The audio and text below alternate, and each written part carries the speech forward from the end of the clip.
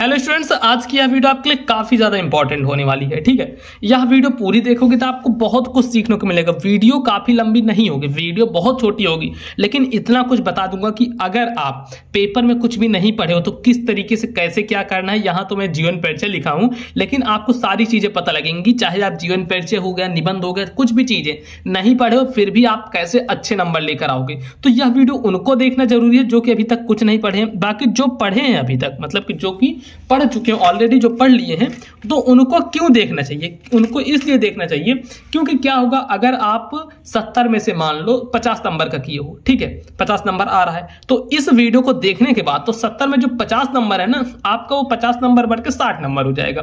तो इसलिए वीडियो को देखना बहुत ज्यादा जरूरी है। एक बार मैं आपसे फिर से बता देना चाहता हूं कि अपने जो इंस्टाग्राम पे 3 लाख प्लस फॉलोअर्स कंप्लीट हो चुके हैं, जिसकी आईडी है पीयूष मौर्य 1001। ये आप सर्च करोगे तो मेरे इंस्टाग्राम पे पहुंच जाओगे, और जहां पे भाई 1 2 3 लाख फॉलोअर्स कंप्लीट हो चुके हैं। आप सभी जाके फॉलो कर सकते हो जो नहीं किए हैं। मुझे पता है काफी सारे लोग तो कर ही लिए हैं। देखो किस तरीके से जीवन परिचय किया जाएगा। जैसे कि यहाँ पे मैं सूरदास जी का जीवन परिचय करता हूँ, ठीक है। सूरदास जी का जीवन परिचय इस तरीके से टोटल लिखा गया है। कैसे?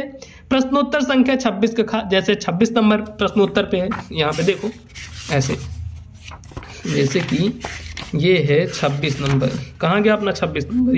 ये मान लो 23 नंबर पे है। चलो ये 23 नंबर पे है। जैसे मान लिया 26 पे होता तो 26 लिखा गया, किसी दूसरे पेपर में 26 होगा, इसलिए 26 लिखा गया है। तो यहाँ पे एक चीज आपको ये समझने को मिला कि कोई भी क्वेश्चन हो, चाहे निबंध हो, चाहे जो कुछ हो, प्रश्नोत्तर संख्या यह डालना बहुत ही ज्यादा जरूरी होता है।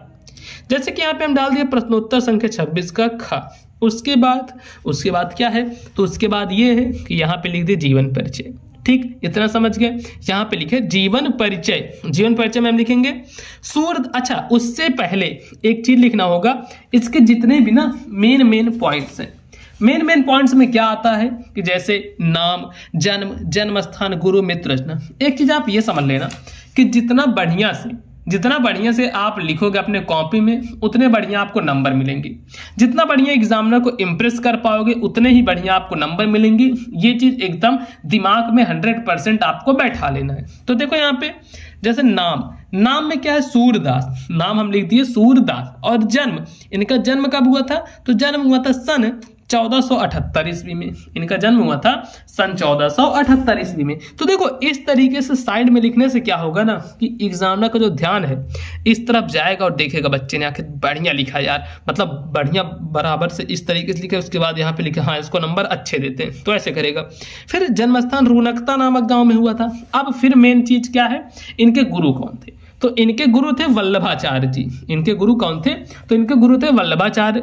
अब इसके बाद मृत्यु, इनकी आखिर मृत्यु कब हुई थी? मृत्यु हुई थी सन 1583 ईस्वी में। सन 1583 ईस्वी में इनकी मृत्यु हो गई थी। अच्छा, इसके बाद क्या है? फिर है मृत्यु भी हो गई 1583। रचनाएं कौन सी है? सूरसागर। साहित्य लहरी भी है, यहाँ पे चाहे लिख सकते हो साहित्य लहरी, सूरसागर, सूरसारावली, ये सभी इनकी रचनाएं हैं। तो रचना में ऐसे कर दोगे। फिर जीवन परिचय यहाँ पे लिखोगे। अब इसके बाद देखो सूरदास जी का जन्म सन 1478 ईस्वी में रुनकता नामक गांव में हुआ था। जैसे सन 1478 और रुनकता, तो ये क्या है?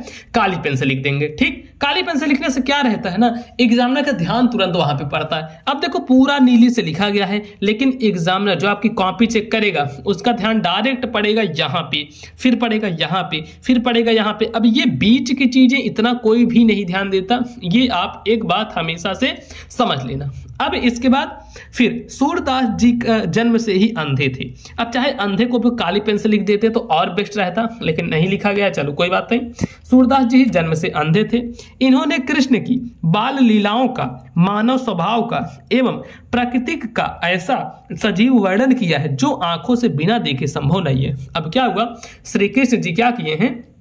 श्री कृष्ण नहीं, ये सूरदास जी क्या किए? श्री कृष्ण की महिमा का ऐसा वर्णन किए हैं कि मतलब कोई अंधा व्यक्ति कैसे कर सकता है? अगर कोई इंसान उनको देखेगा, समझेगा, तभी उस तरीके से कर पाएगा। लेकिन सूरदास जी क्या किए हैं कि उनकी बाल लीलाओं का वर्णन इस तरीके से ऐसे सजीव वर्णन किए हैं जो कि बिना आंखों से देखे संभव नहीं है। ठीक, तो इसलिए काफी लोग इस विषय में मतभेद भी रखते हैं कि नहीं ये अंधे नहीं थे, कुछ लोग कहते हैं अंधे थे। तो ये चीजें हैं।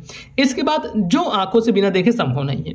फिर सूरदास जी की रुचि बचपन से ही भगवत गीता के गायन में थी। सूरदास जी की रुचि शुरू से ही बचपन से ही भागवत गीता के गायन में थी, उसको गाने में थी। और इनसे भक्ति पद सुनकर, इन्हीं से भक्ति पद सुनकर पुष्टि मार्ग के संस्थापक महाप्रभु वल्लभाचार्य ने इन्हें अपना शिष्य बना लिया। जो वल्लभाचार्य जी थे, अभी अब जैसा मैंने आपको बताया कि इनके गुरु थे, उन्होंने क्या हुआ, इनको अपना गुरु बना लिया, इनको अपना शिष्य बना लिया। और क्या हुआ फिर उसके बाद, और श्रीनाथ जी के मंदिर में कीर्तन का कार्य सौंप दिया कि चलो ठीक है भैया, तुम श्रीनाथ जी के मंदिर में जाओ, कीर्तन का कार्य करो। और अतः इनकी मृत्यु सन 1583 ईस्वी को हो जाती है। इनकी मृत्यु 1583 ईस्वी में हो जाती है।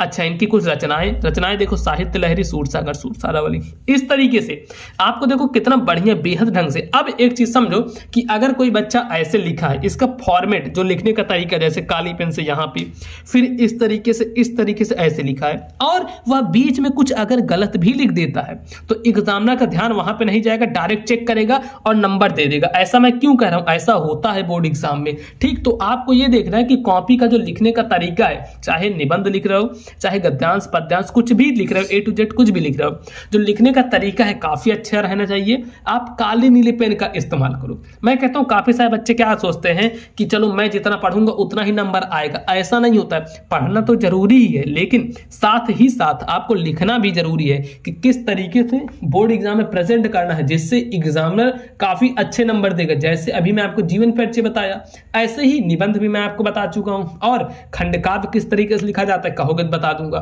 गद्यांश भी बता दिया हूं कि कैसे लिखना है। तो इन सब तरीकों का यूज करोगे तो काफी अच्छे नंबर लेके आओगे। बाकी आप चैनल को सब्सक्राइब करके चैनल से जुड़ जाओ। यहां पर 2025 से रिलेटेड सारी वीडियो आ रहे हैं, देख लो। और इंस्टाग्राम पे मैं बताया पीयूष मौर्य 1001, जाके सर्च करोगे तो मिल जाएगा। बाकी अपना कोर्स भी लॉन्च हो चुका है, जिसके लिंक डिस्क्रिप्शन बॉक्स में आप जाकर ले सकते हो। वीडियो को लाइक करना, चैनल पर नए हो तो चैनल को जरूर से सब्सक्राइब कर लेना।